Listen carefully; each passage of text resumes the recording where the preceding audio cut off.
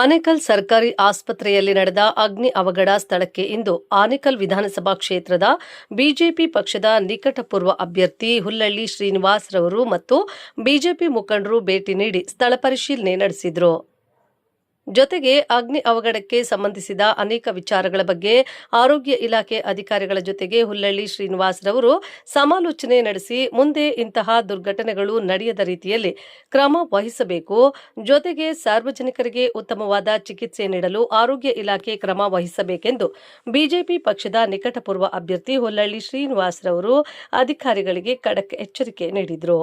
ಇನ್ನು ಸ್ಥಳದಲ್ಲಿ ಬಿಜೆಪಿ ಮುಖಂಡರಾದ ನಾಗನಾಯಕನಹಳ್ಳಿ ರಾಧಾಕೃಷ್ಣ, ಏರ್ಟೆಲ್ ಸುರೇಶ್, ಕುಂಬಾರನಹಳ್ಳಿ ಮಂಜುನಾಥ್ ರೆಡ್ಡಿ ಸೇರಿದಂತೆ ರೈತರು ಹಾಗೂ ಬಿಜೆಪಿ ಮುಖಂಡರು ಹಾಗೂ ಕಾರ್ಯಕರ್ತರು ಭಾಗವಹಿಸಿದ್ರು.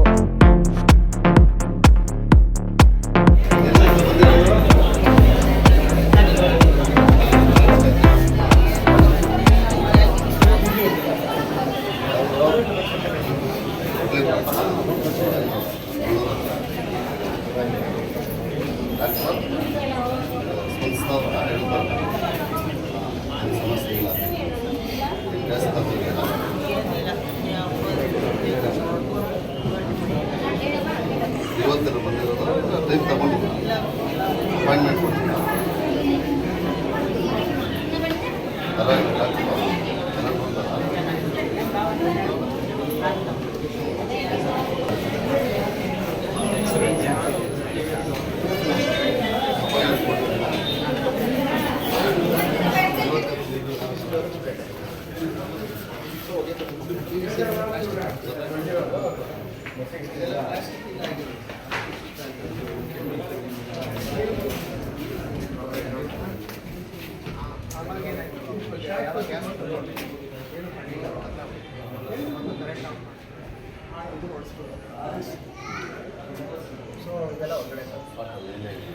ಎಮರ್ಜೆನ್ಸಿ ಎಕ್ಸಿಟ್ ಆಗಿಲ್ಲ. ಎಮರ್ಜೆನ್ಸಿ ತಾಲೂಕು ಅಧಿಕಾರಿಗಳು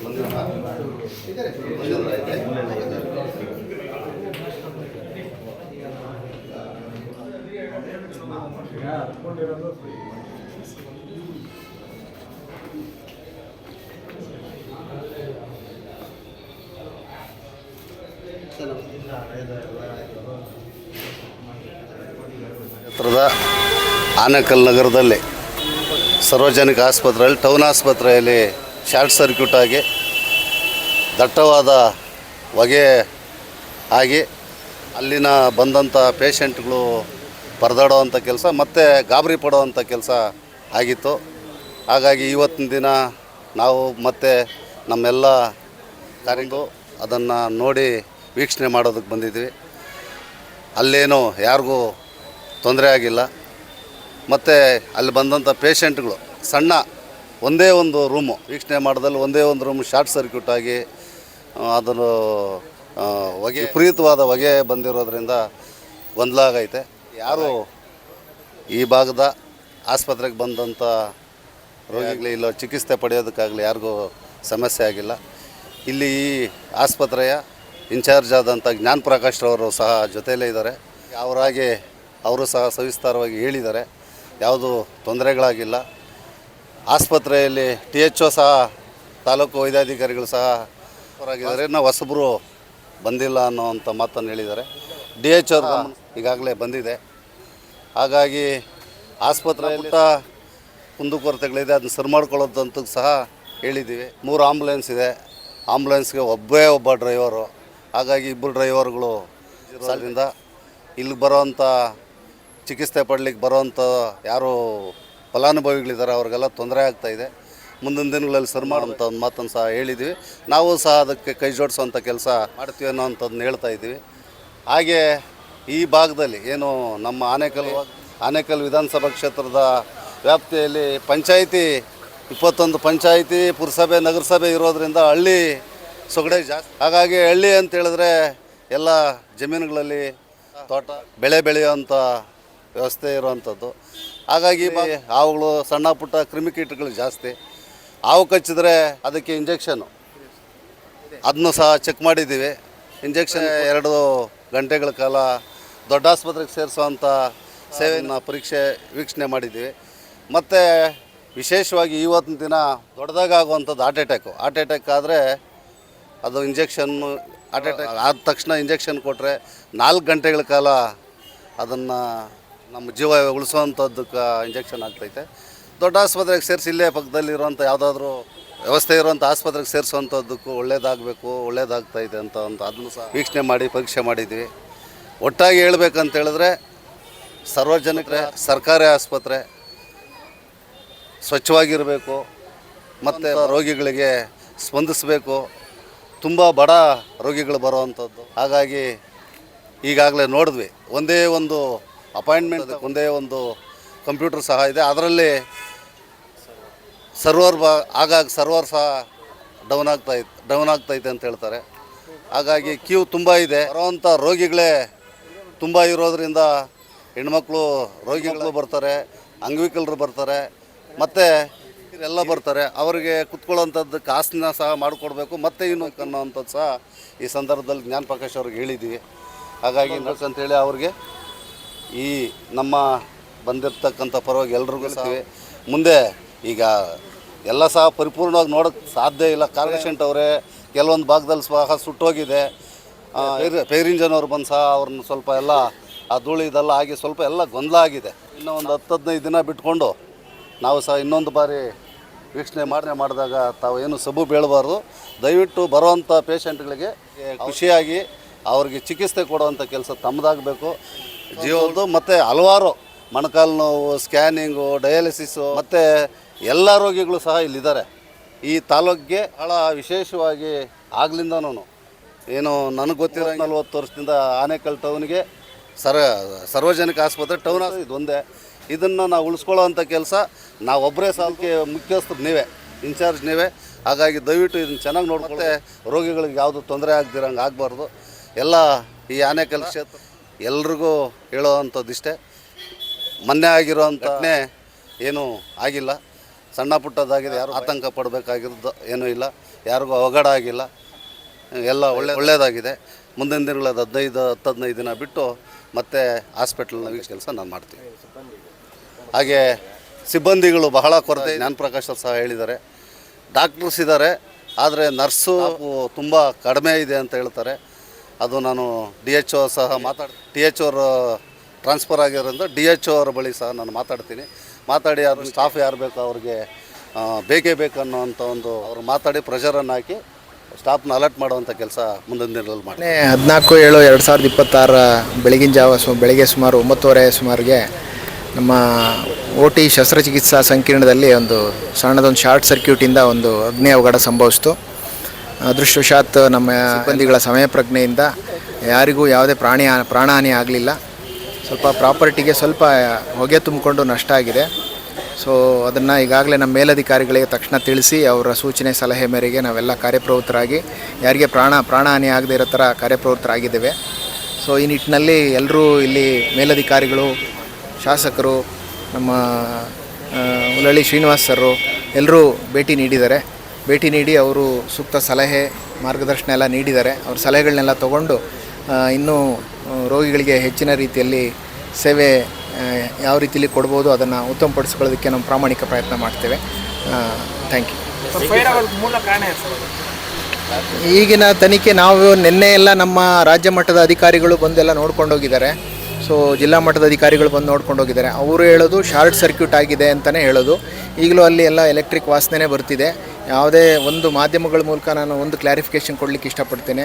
ಯಾವುದೇ ಅನಿಲ ಸೋರಿಕೆ ಆಗಲಿ, ಸಿಲಿಂಡರ್ ಸೋರಿಕೆ ಆಗಲಿ ಕೆಲವೊಂದು ಮಾಧ್ಯಮದಲ್ಲಿ ಇದು ರಿಪೋರ್ಟ್ ಆಗಿದೆ. ಇದು ಸತ್ಯಕ್ಕೆ ದೂರವಾದ್ದು. ಇದು ಪ್ಯೂರ್ಲಿ ಏನೋ ಶಾರ್ಟ್ ಸರ್ಕ್ಯೂಟ್ ಆಗಿ, ಸಣ್ಣ ಪ್ರಮಾಣದಲ್ಲಿ ಶಾರ್ಟ್ ಸರ್ಕ್ಯೂಟ್ ಆಗಿ ಹೊಗೆ ತುಂಬಿಕೊಂಡು ಸ್ವಲ್ಪ ಗೊಂದಲ ಆಗಿದೆ ಅಷ್ಟೇ. ಮುಂದಿನ ದಿನಗಳಲ್ಲಿ ಇದನ್ನು ಸೂಕ್ತವಾಗಿ ಸರಿಪಡಿಸ್ಕೊಳ್ಳೋ ಒಂದು ಇದು ಬರುತ್ತೆ, ಒಂದು ಬರುತ್ತೆ ಗೌರ್ಮೆಂಟ್ ಹಾಸ್ಪಿಟಲ್ಗೆ HL ಕಡೆಯಿಂದ. ಅದರಲ್ಲಿ ಲೋಪದೋಷ ಆಗಿರೋದು ಸ್ವಿಚ್ ಅಲ್ಲೇ ಇರುತ್ತೆ. ಒಂದು ನಿಮಿಷ ಟ್ರಯಲ್ ಮಾಡೋಕೆ ಸ್ವಿಚ್ ಹಾಕುವಂಥ ಸಂದರ್ಭದಲ್ಲಿ ಆಗ ಕರೆಂಟ್ ಪಾಸ್ ಆಗಿ ಹೈ ವೋಲ್ಟೇಜ್ ಆಗಿ ಇದಾಗಿರುವಂಥ ಕೆಲವೊಂದಷ್ಟು ಮಾಹಿತಿ ಬಂದಿರೋದು. ಅದ್ರ ಬಗ್ಗೆ ನಿಮ್ಮ ಒಂದು ಅದರಲ್ಲಿ ಲೋಪ ಇದೆಯಾ ಬಂದಂಥ ಮಿಷಿನ್? ಇದು ಸಂಪೂರ್ಣ ಸುಳ್ಳು. ಇದು CSR ಫಂಡಲ್ಲಿ HL ಅವ್ರ ಕಡೆಯಿಂದ ಒಂದು OT ಟೇಬಲ್ ಬಂದಿದೆ. ಆರ್ಥೋಪೆಡಿಕ್ ಅಂದರೆ ಮೂಳೆಗೆ ಸಂಬಂಧಪಟ್ಟಾಗಿ ಒಂದು ಶಸ್ತ್ರಚಿಕಿತ್ಸೆ ಮಾಡೋ OT ಟೇಬಲ್ ಬಂದಿದೆ. ಅದನ್ನು ಮೊನ್ನೆ ನಾವು ಅದನ್ನು ಪೂಜೆ ಮಾಡಿ ತೊಗೊಂಡ್ವಿ, ನಾವು ಇದಕ್ಕೆ ತೊಗೊಂಡ್ವಿ. ಅದನ್ನು ಇನ್ನೂ ನಾವು ಯಾವುದು ಅದಕ್ಕೆ ಕರೆಂಟ್ ಕನೆಕ್ಷನ್ನು ಯಾವುದು ಕೊಟ್ಟಿಲ್ಲ. ಅದಕ್ಕೆ ಹೊಗೆ ಧೂಳು ಮುತ್ಕೊಂಡಿದೆ ಹೊರತು ಅದು ಟೇಬಲ್ಲು ಕರೆಕ್ಟಾಗಿ ಸುಸಜ್ಜಿತವಾಗಿ ಇದೆ. ಅದನ್ನು ಯಾವ ಕರೆಂಟ್ ಕನೆಕ್ಷನ್ನು ಕೊಟ್ಟಿಲ್ಲ, ಅದು ಯೂಸು ಮಾಡಿಲ್ಲ ಅದನ್ನು. ಸರ್, ಈಗ ಕರೆಂಟ್ ಫ್ಲಕ್ಚುಯೇಟ್ ಆಗ್ತಾನೆ ಇತ್ತು ಭಾಳ ದಿನದಿಂದ. ಇದು ನಿಮ್ಮ ಗಮನಕ್ಕೆ ಬಂದಿತ್ತಾ? ಖಂಡಿತ ಯಾಕೆ ಸರಿಪಡಿಸಿಲ್ಲ ನೀವು? ಖಂಡಿತ ಬಂದಿದೆ. ಅದನ್ನು ನಮ್ಮ ಎಲೆಕ್ಟ್ರಿಕ್ ಆಡಿಟ್ ಅಂತ ಮಾಡಿಸಿದ್ದೀವಿ. ಅದಕ್ಕೆ ಗೌರ್ಮೆಂಟ್ ಅವರು ಇಷ್ಟ ಆಗ್ಬೋದು ಅಂತ ಒಂದು ಇದು ಕೊಟ್ಟಿದ್ದಾರೆ, ಅಂದಾಜು ಮೊತ್ತ ಕೊಟ್ಟಿದ್ದಾರೆ. ಸೊ ಅದನ್ನು ನಾವು ನಮ್ಮ ಏನು 24/7 UPS ಬ್ಯಾಕಪ್ಪಿಂದ, ಜನರೇಟರ್ ಬ್ಯಾಕಪ್ಪಿಂದ ಸರಿಪಡಿಸೋ ಪ್ರಯತ್ನ ನಾವು ಮಾಡಿದ್ದೀವಿ. ಅದು ಅಲ್ಲಲ್ಲ, ಅದು ಭಾಳ ದುರದೃಷ್ಟ. ಇಲ್ಲ ಭಾಳ ದುರದೃಷ್ಟಕರ ಅಲ್ಲ, ಖಂಡಿತ.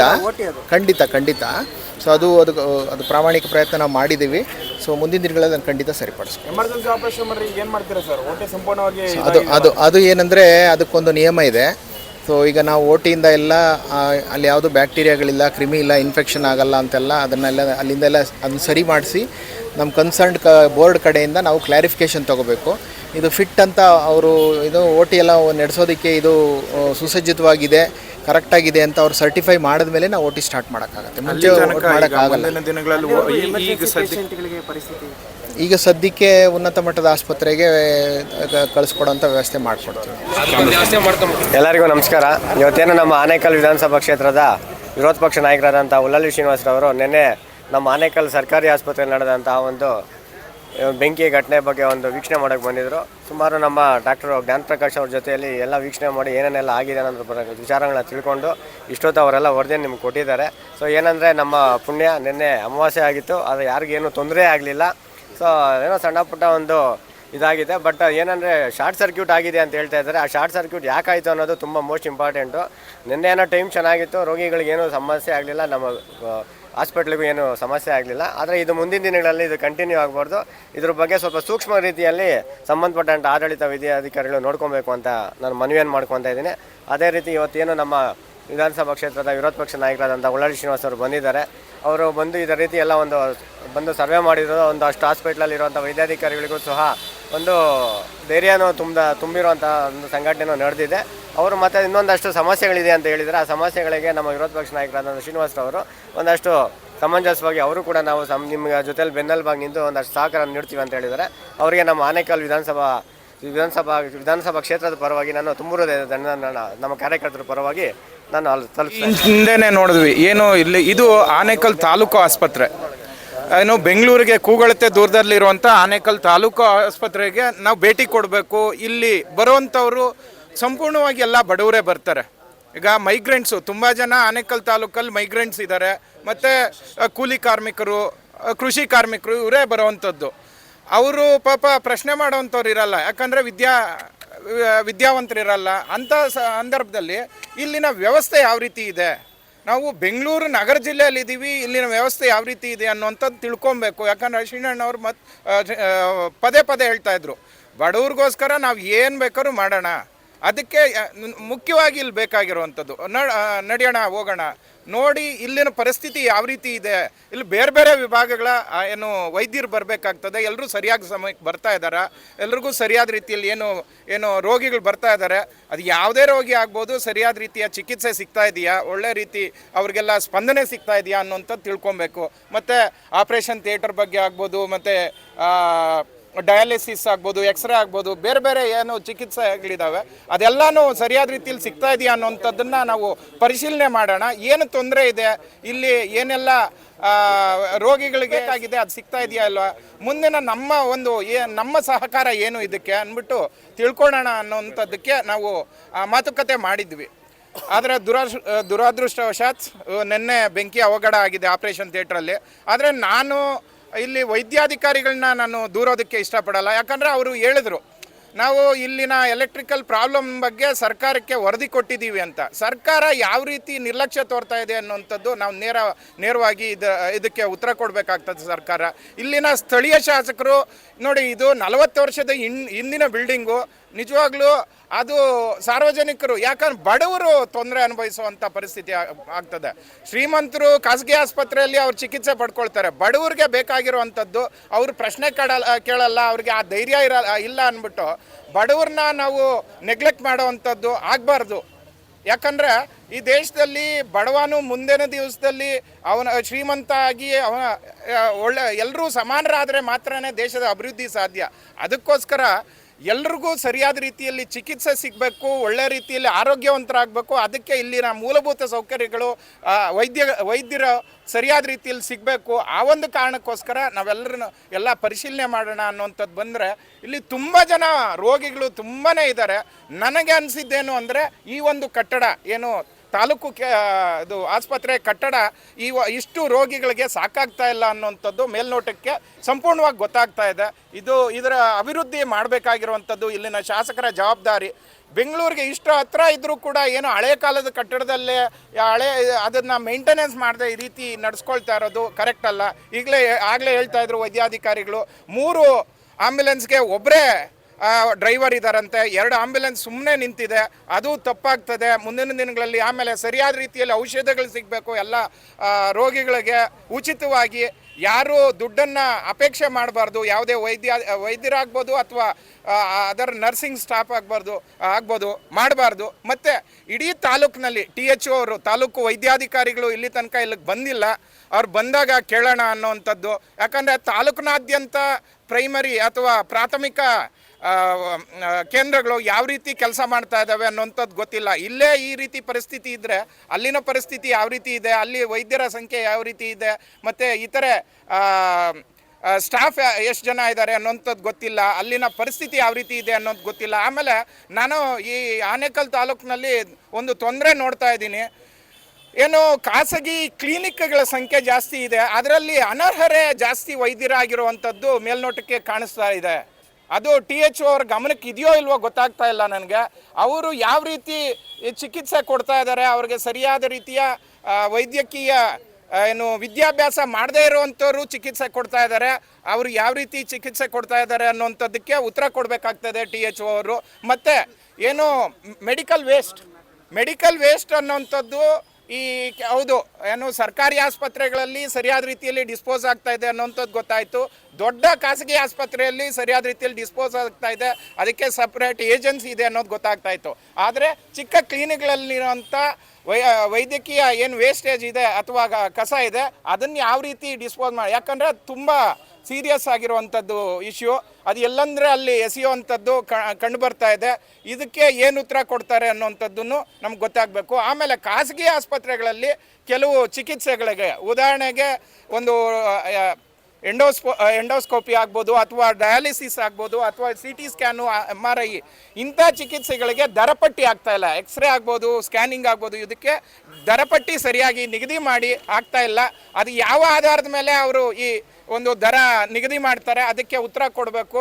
ಸಮಾನವಾದ ದರ ಇರಬೇಕು, ದರಪಟ್ಟಿ ಇರಬೇಕು ಅನ್ನೋಂಥದ್ದು. ಈ ಥರದ್ದು ಬಹಳಷ್ಟು ನಮಗೆ ಒಂದು ಸಂಶಯಗಳಿದ್ದಾವೆ ಅಥವಾ ಡೌಟ್ಗಳಿದ್ದಾವೆ. ಇದಕ್ಕೆಲ್ಲನೂ ಉತ್ತರ ಕೊಡಬೇಕು, ಜನಗಳಿಗೆ ಇದರ ಬಗ್ಗೆ ಮಾಹಿತಿ ಗೊತ್ತಾಗಬೇಕು. ಮುಂದಿನ ದಿನಗಳಲ್ಲಿ ಎಲ್ಲ ಜನಗಳು ನೆಮ್ಮದಿಯಿಂದ ಆರೋಗ್ಯದಿಂದ ಬದುಕುವಂಥದ್ದು ಆಗಬೇಕು. ಧನ್ಯವಾದಗಳು.